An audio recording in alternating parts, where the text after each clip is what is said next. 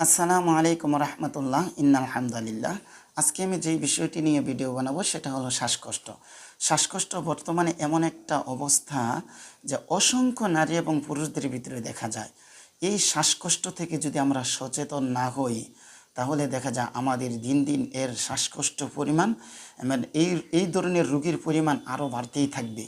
আমাদের স্বাস্থ্যের অবনতি দিন দিন ঘটতেই থাকবে। এই শ্বাসকষ্ট থেকে কিভাবে আমরা রেহাই পাবো? এই শ্বাসকষ্ট থেকে বাঁচার জন্য আমরা দেখা যায় ডাক্তারের কাছে যাই, দিনের পর দিন, মাসের পর মাস, বৎসরের পর বৎসর আমরা চিকিৎসা করি। বৎসরের পর বৎসর আমরা ফিকজু 120, 180 এই ধরনের ওষুধগুলো আমরা খেয়ে থাকি।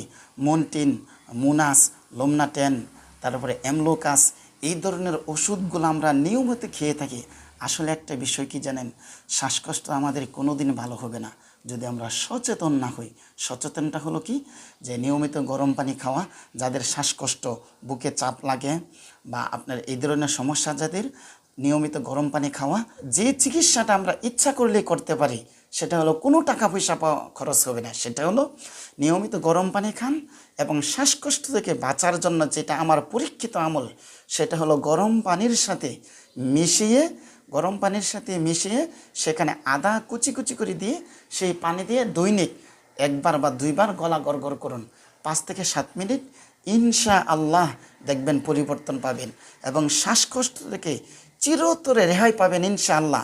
আপনি নিয়মিত কালো জিরা খান, নিয়মিত আদা খান, নিয়মিত মধু খান, 100% সত্য ইনশাআল্লাহ আপনার শ্বাসকষ্ট থেকে চিরতরে রেহাই পাবেন।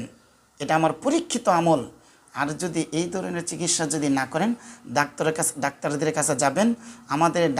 আমাদের দেশের ডাক্তার না, এরা হলো কসাই। ডাক্তারের কাছে গেলেই একটা জিনিসের প্রয়োজন, 10,000 12,000 টাকার পরীক্ষা দিয়ে দিবে।